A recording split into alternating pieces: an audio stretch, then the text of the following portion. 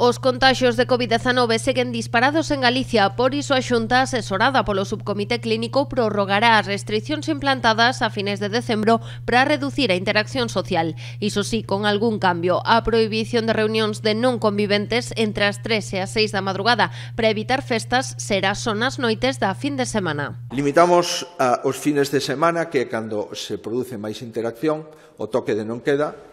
De luns a mércores ou de domingo a mércores non hai esa necesidade e, por tanto, propoñemos ao Tribunal Superior que disminúa esa restricción. Este cambio entrará en vigor despois do 18 de xaneiro. Manteránse as limitacións na hostalería cun máximo de 8 persoas por mesa en interior e 10 en terrazas, coas barras pechadas. O peche do local seguirá a ser a medianoite e ata a 1 na fin de semana. No ocio nocturno será ás 3 da madrugada. O resto de medidas desde o punto de vista de sectores económicos pois non ten ningunha limitación en Galicia nos últimos meses. A maiores, o Consello da Xunta aprobou esta mañá novas medidas, entre elas a dirixida a controlar a situación nos centros educativos e reforzar o protocolo de illamento. O Goberno autonómico repartirá 50.000 test de saliva para facer cribados nas aulas se se detecta algún positivo. Para que calquera persona que teña síntomas automáticamente se pode facer o test e os rapaces da clase se lle entregue un test de saliva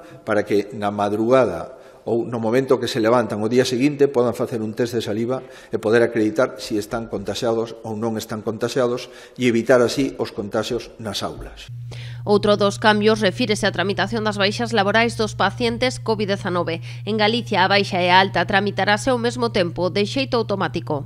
No momento en que unha persona se lle dé a baixa, automáticamente se expide a alta o día número 7 e, no caso de que non teña ningún tipo de sintomatoloxía, se incorpora de forma inmediata, sin necesidade de volver a acudir a ningún médico ao seu posto de traballo, e no caso de que manteña sintomatoloxía, deberá de poñerse en contacto a través da central ou do centro de saúde para pospoñer a baixa no seu caso. A intención é que a medida entre en vigor mañá mesmo. De non ser posible, comezará a aplicarse entre o luns e o martes da vindeira semana.